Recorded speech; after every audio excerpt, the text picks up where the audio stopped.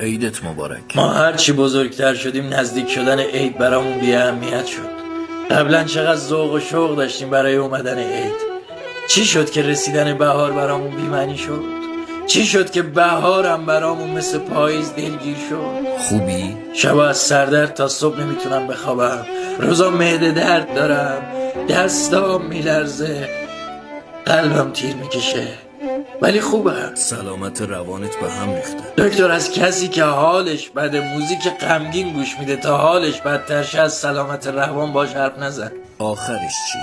نمیدونم قراره چی بشه. راستشو بخوای دیگه برام اهمیتی نداره.